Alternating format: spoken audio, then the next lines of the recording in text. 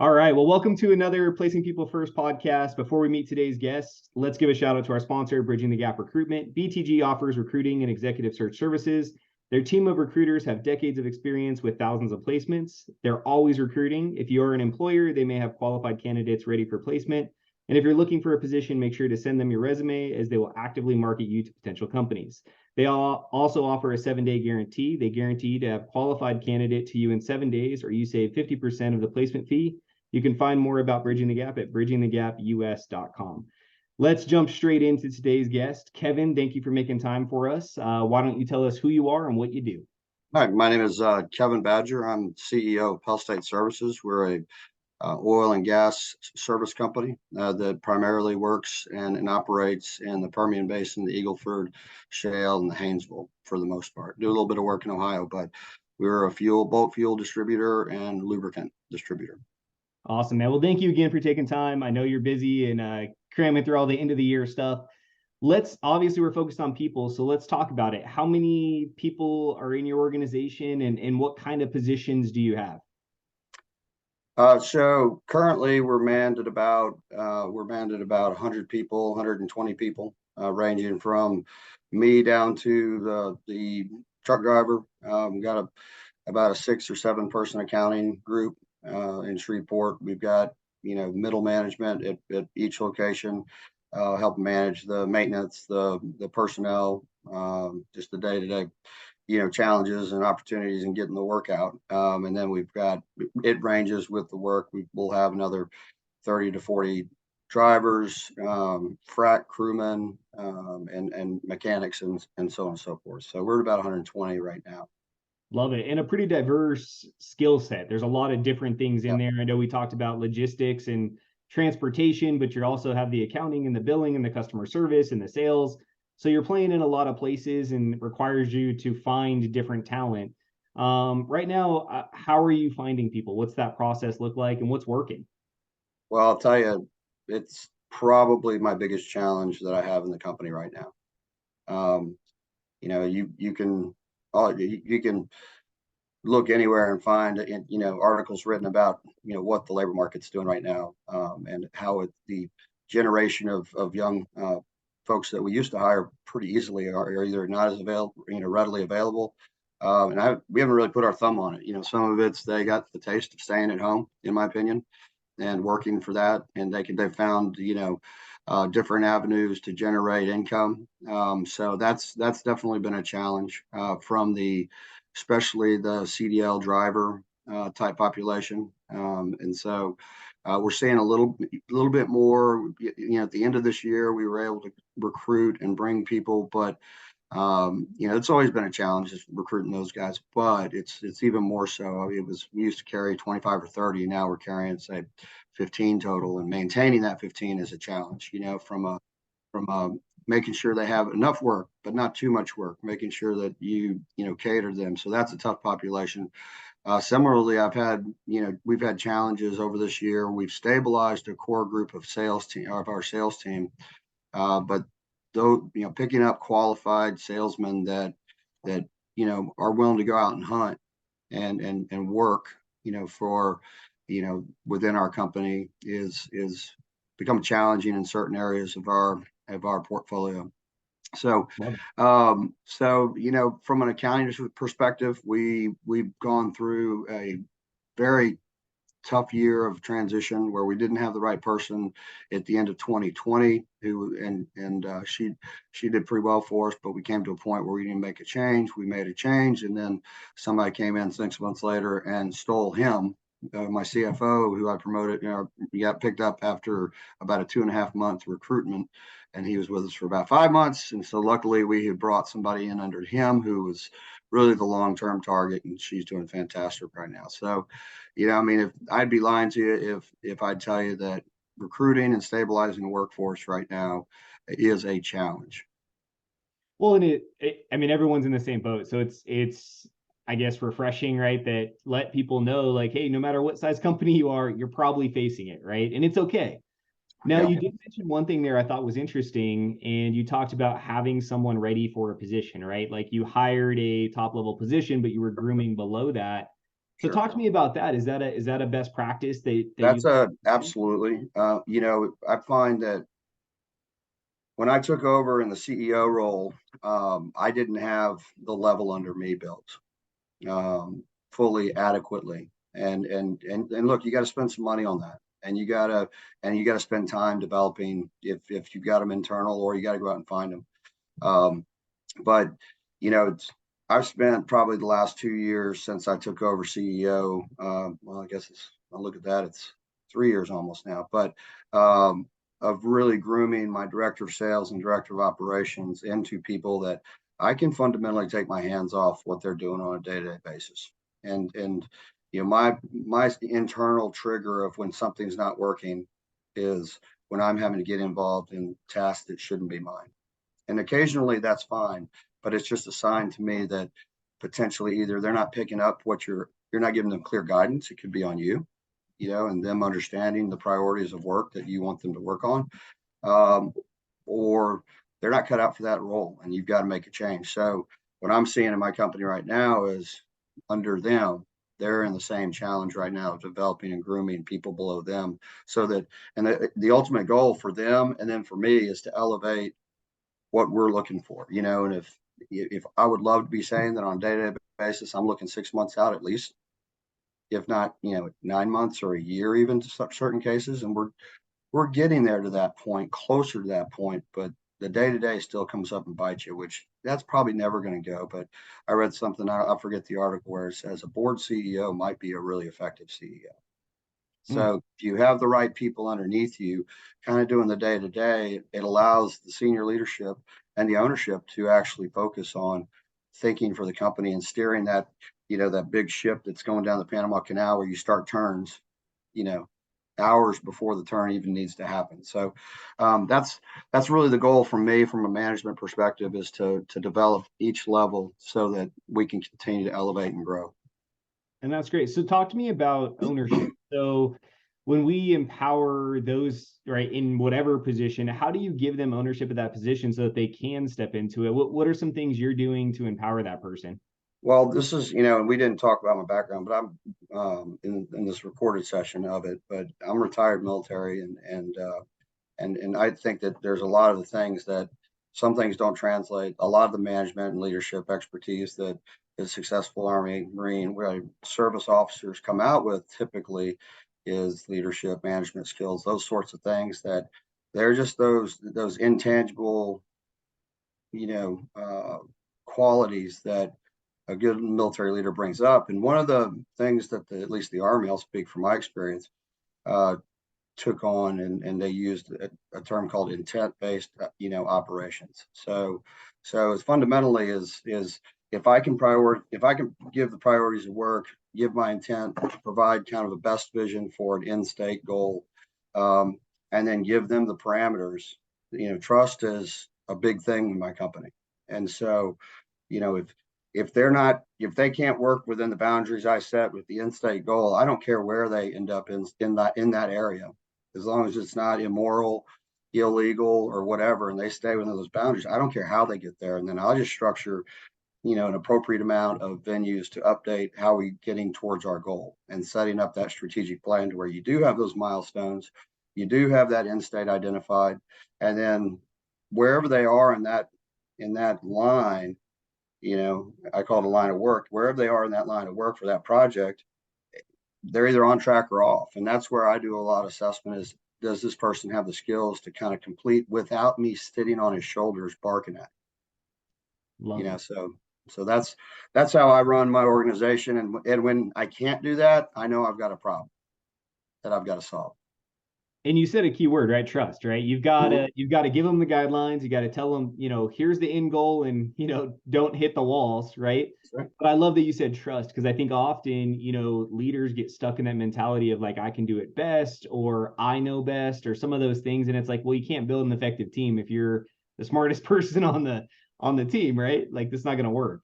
And the fact of the matter is, the good news about, I jokingly say, like, I couldn't spell oil when I left the military, like I couldn't spell diesel when I left the military. But the guys in this case, I do have two men, but the guys that are below me, They've been doing it for years. So I can confidently say without any doubt they can do it better than me. But that doesn't necessarily they understand the long-term vision, how certain things that they're working on interacts with maybe accounting or operations interacting with sales and so on and so forth. So but yeah, that you've got the skills underneath you. If you've got those type of, hungry people that want to succeed and they want to grow and you can stretch them. That's the best hiring you can do. Such good advice. Thank you for your service. And I want to spend time there. We did talk about that before we hit record. So, I mean, obviously you had a career, right? And then you had to make the jump in transition. And I know you mentioned it, your skill set may not translate.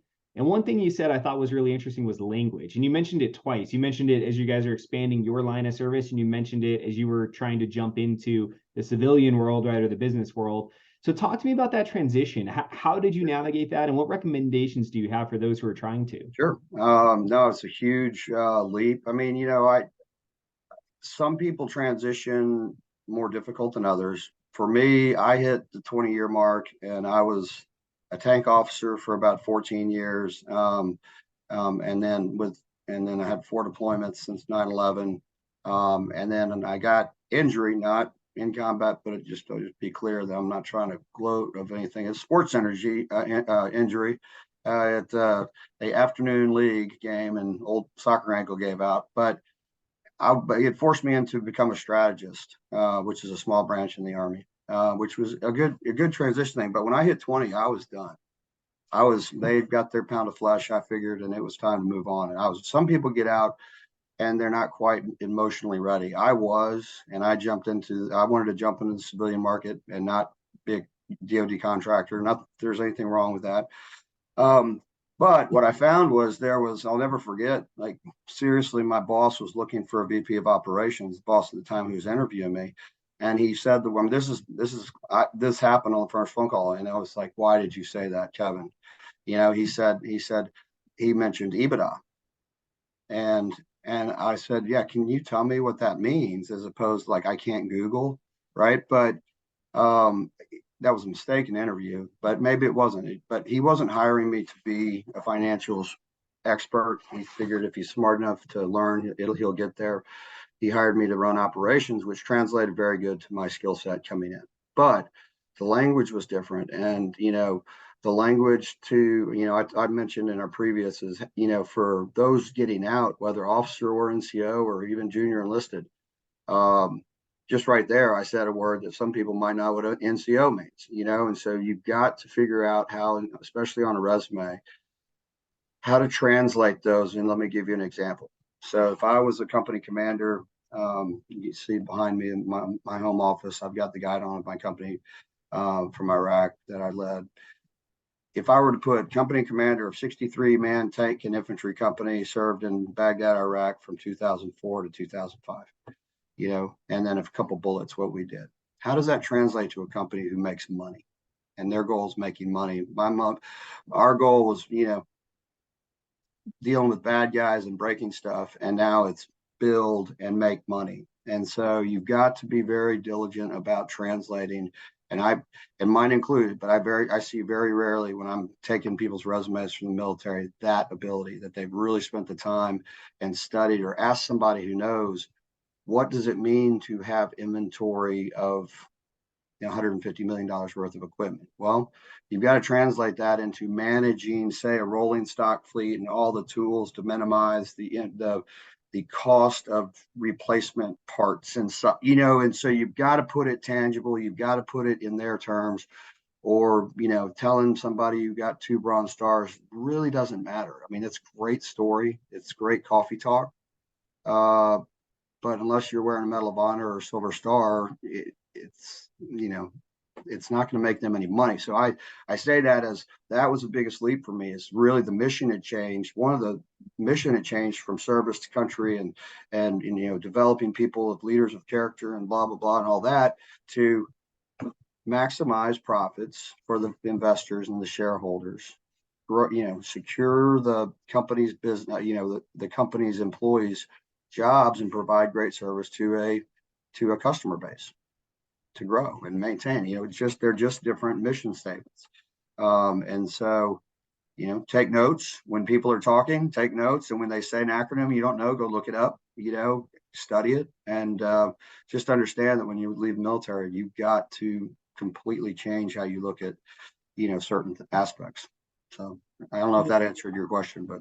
No, it totally did. And I think there's two things in there that stood out. I think one, understanding where you're applying is critical. And I think it applies whether you're transitioning military or just transitioning industries, right? Like if you don't understand the vernacular and you don't take the time to go, hey, what's this company's goal? What's their mission, vision, and values? And how do I align my resume and my interview to fit that? Because I can show understanding of their industry. It's hard, right? Because you may be the right person, but if you can't tell the story, they don't know that.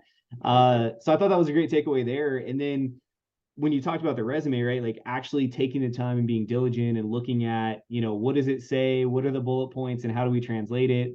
Take time there. And the fact of the matter is, I could go into the folder that I think I have probably upwards of 25 versions of my resume. Whether it was abridged versus unabridged, whether it was, hey, I'm applying for a sales position, so that's a totally different development and translation than the VP of operations. Or if I'm, in the trucking industry like I am, that's totally different than the world of finance and how that translates. So, I mean, as I would have interviews or meet people, I would have to adjust it, and it's annoying and it's hard, and it's a lot of. Luckily, I think the military, at least the Army, they're giving guys 6 months off. Soldiers 6 months, not off, but in internship programs now. And I would be lying if I told you I knew what the acronym was for it. See, I'm more civilian now than I was military.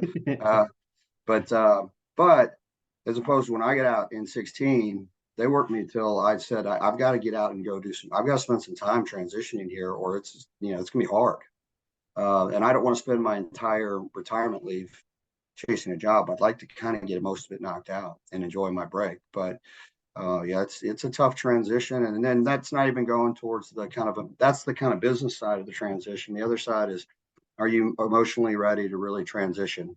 And and if you're not, or you're struggling with the looking at yesteryear, and it's not going to be the same sort of maybe family that you're used to seeing in the military, then I encourage people to make sure you go see counseling and find a good counselor that can help you kind of work through that transition period. Because if it doesn't go well, which it doesn't many times initially, like they find a job but the job doesn't work out, it's going to take a toll on your family, it's going to take a toll on your bank account, it's going to take a toll on your just mental day to day getting through it. And you want to make that as smooth as possible. So I'm a big believer in transition and faith and in seeking out those things to help you communicate that trouble that is hard to transition to a civilian, for sure.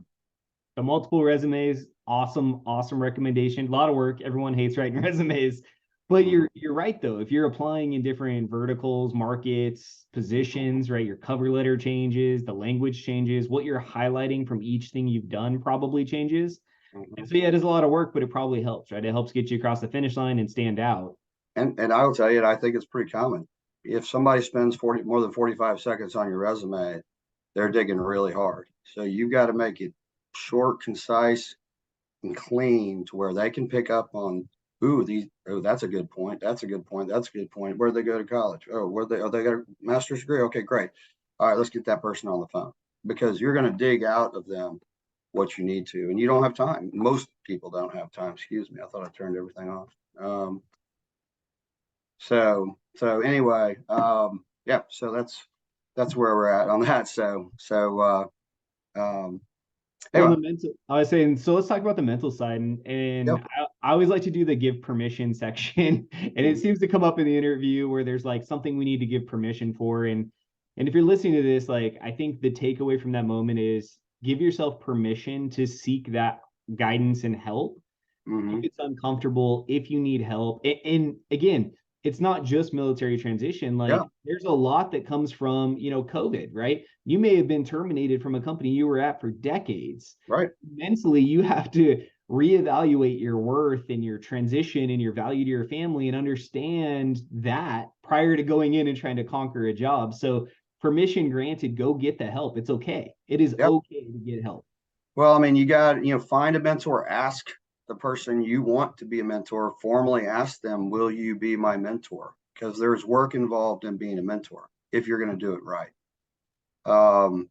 And understand that there's work that if the mentor is going to give you time, then you better become prepared to give him back the satisfaction of being a mentor that you're actually working towards, because then you've got, kind of this broken relationship. But, it really is. I mean, for those who are listening who went through a termination because of COVID, I was blessed not to have to live that and try to find something else in a pandemic where there's nothing going on for a while and the stress involved. And I was very lucky and blessed not to have to deal with that. That being said, branch out, don't get typecasted, do the work, network. And I mean, when I was networking out of the military, it was my personal story is I got so tired of the question of, well, first is, what do you want to do? And if you can't answer that, then and I struggled with that because I was like, do you want to be a sales, kind of like big picture stuff. Do you want to be a salesman? Do you want to be operations? Do you want to be, and I couldn't answer it really clearly. I don't know. I've just kind of done everything in the military. And when you jump into jobs, you just learn it and you go execute it and you're a little bit better 18 months later.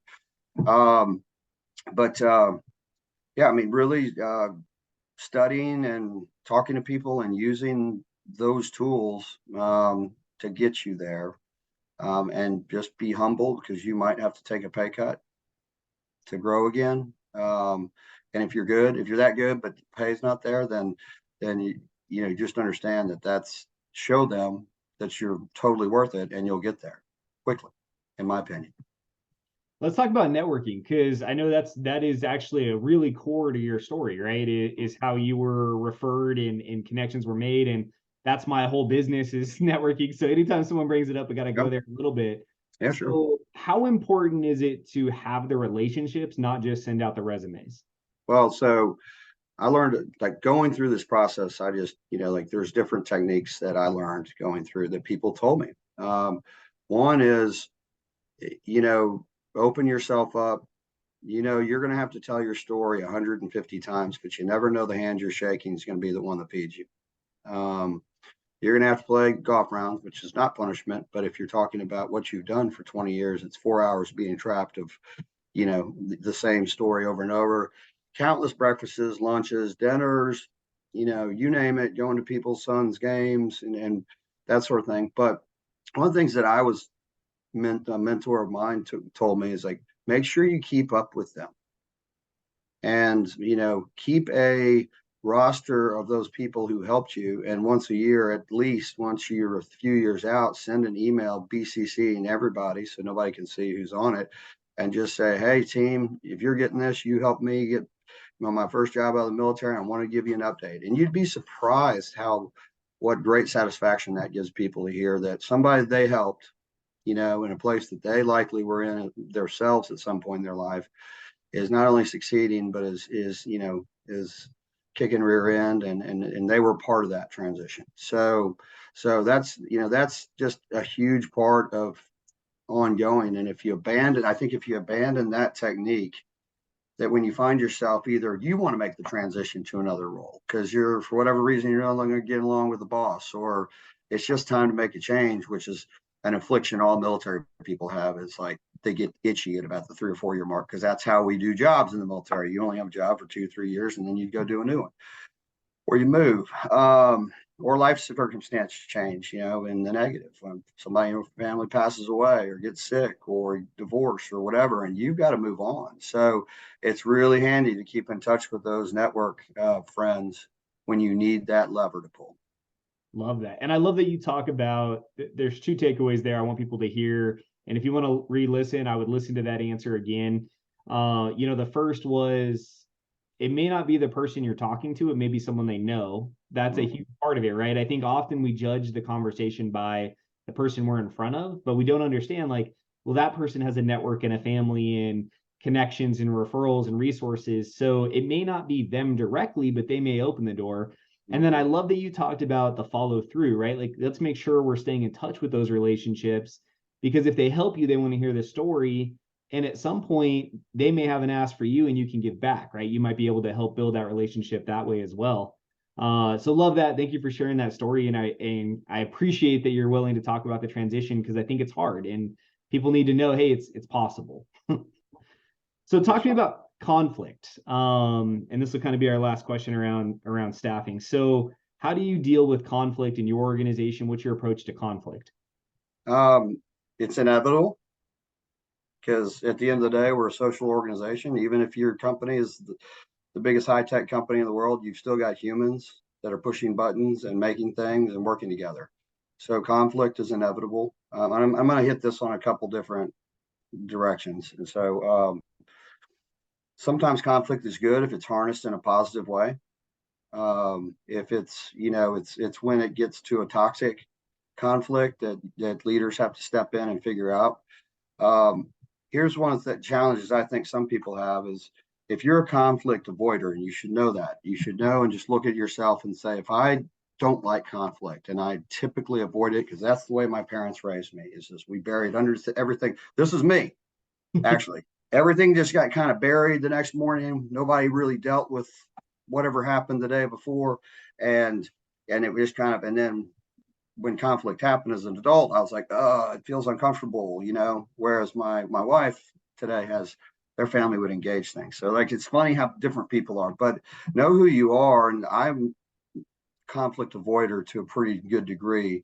So I have to recognize, but I will say the worst thing you can do is avoid that conflict in your organization. Especially if it goes conflict to a negative place. I will tell you that there needs to be some conflict in my company between sales. If there's ever no conflict between sales and operations, then something's not right, because they've got competing, priorities. A lot of times I trust those individual leaders to sort it out, and I will ignore it until I start to see it going. Not ignore, but I will acknowledge that it's happening, but not get involved. And I want them to figure out how to do it.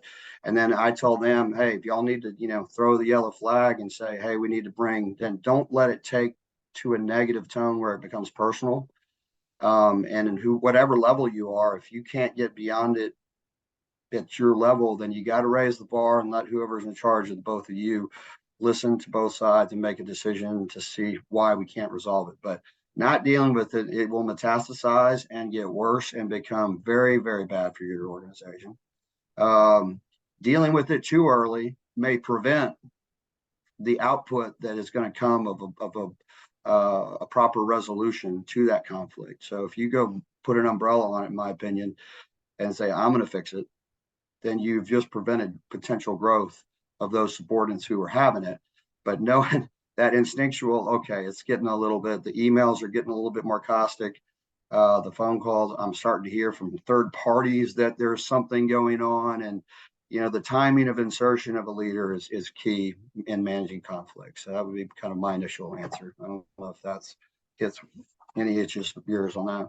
No, that's perfect. I think that you mentioned, it's inevitable. And I think that that's such a true statement. And as business owners, right, I think a lot of business owners are conflict avoiders, right? And I think to your point, right, you need to understand where you're at, and you can't just think you're going to live in this fantasy world where there's nothing. And actually it is healthy, right? Because as you grow, we should be pushing barriers and boundaries and like challenging, and the salespeople should be, right? The salespeople should be out there trying to sell things that push, and then production has to sit there going, well, wait a second, like how do we deliver, right? Like how do we adapt to accommodate that if this is something a customer wants? And so I think that the way you mentioned that's great. I think letting it happen and giving your team a chance to navigate is phenomenal. And then to your point, right, if it gets personal or emotional, right, and it's not about the business or the thing anymore, then we have to step in and say, okay, hey, stop, right? Like we shouldn't be attacking each other at the same day. Like we're on the same team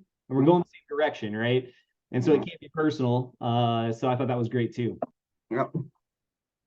So two questions I'd like to ask, and then we'll jump into just kind of any other stuff you want to add in. So the first question is your own personal journey. What's something you would tell your younger self that you wish you'd knew sooner? Good interview question. Well, so much is, everybody's life is different and everybody's got their own challenges. I think that I'm a Christian. I believe that, and I'll just put that out there. But I believe that managing that faith and really leaning on that consistently would be something I would tell my younger self. That don't leave the strength that you've had for your entire life. At times you try to take it on, but I would say always, like, life is a growth pattern.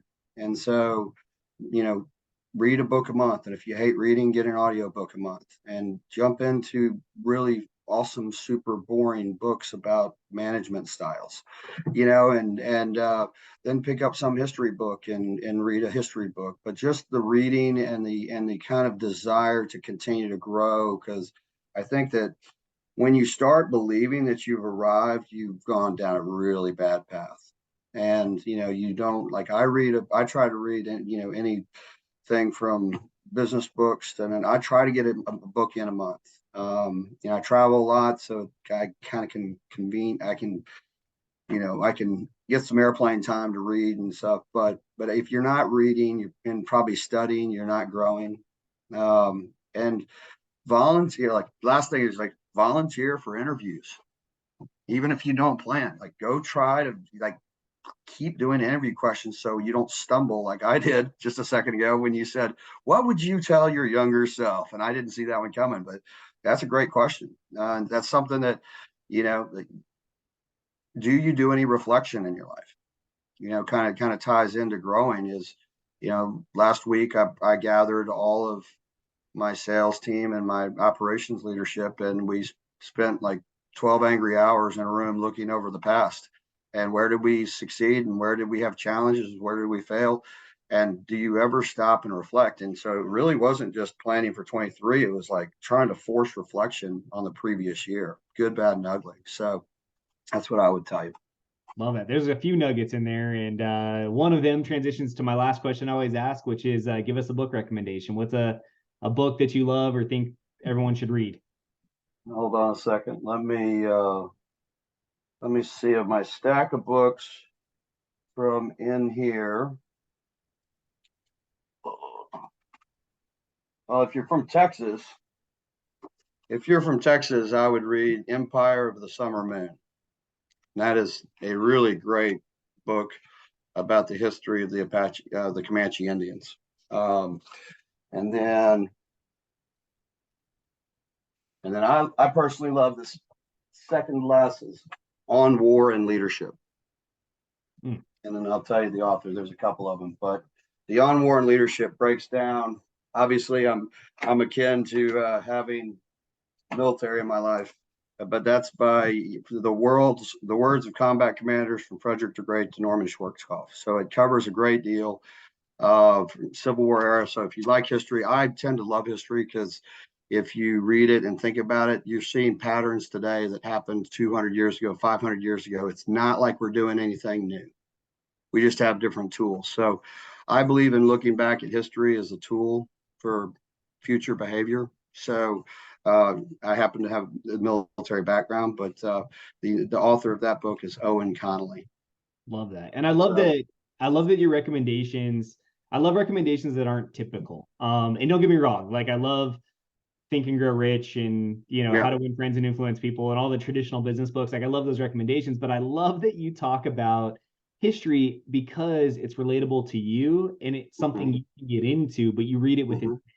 And that's such a cool takeaway. So guys, like, you can read almost any book and find lessons in it as long as that's your intent, right? As long as you pick the book up with the intent of looking for it. And I'm just looking the cover itself. I'm glad you asked it. I'm going to reread it again. But I mean, it's everything from Harold G. Moore, who was if you watch the movie We Were Soldiers Once and Young, that it's that guy, to Eisenhower, but Frederick the Great, Napoleon. I mean, these things. I mean, Napoleon. Like, if you take Napoleon just as an example, his logistical nightmare to get to Russia was the reason why he failed ultimately, to a very simple dumbing it down. But logistical preparation, planning, and understanding your company's ability to source something is, if you're looking from a bigger view of what happened to Napoleon, then how do you translate? One of Napoleon's quotes is, a small piece, and I'm going to butcher the quote, but it's fundamentally, if you give a soldier a medal, they'll die for you. So he said it more like, if you give him a small piece of ribbon, he'll die for you. So think about recognition, talent management, retention of your employees. Like, that's embedded in that whole idea of making them, your people, feel good about them being part of a team. But when you read it on its surface, it's just Napoleon talking about a medal, but it can be bigger than that, is all I'm saying, but obviously. So. Well, Kevin, I appreciate you, man. I think we tackled a lot, and I appreciate you being open and honest about your story, because anytime we can create that relatable moment, we might impact one person, which is the goal, right? That'd be great. To impact one person. How do people get a hold of you? What's the easiest way that you want to be connected? Just in case you never know life, on LinkedIn, I'm on LinkedIn, Facebook, Kevin Badger. LinkedIn is Kevin.Badger1. I'll give you my personal email. It's okay. It's Kevin.Badger1@gmail. We'll keep my company email out of it for now, because you never know when it's my last day, whether it's my choice or not. So always be prepared.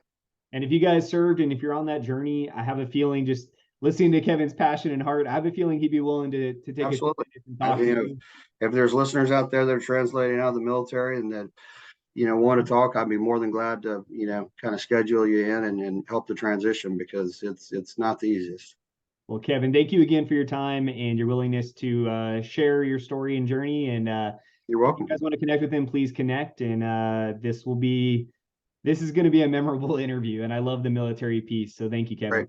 Well, I appreciate it. Thank you very much for the opportunity. We'll take care.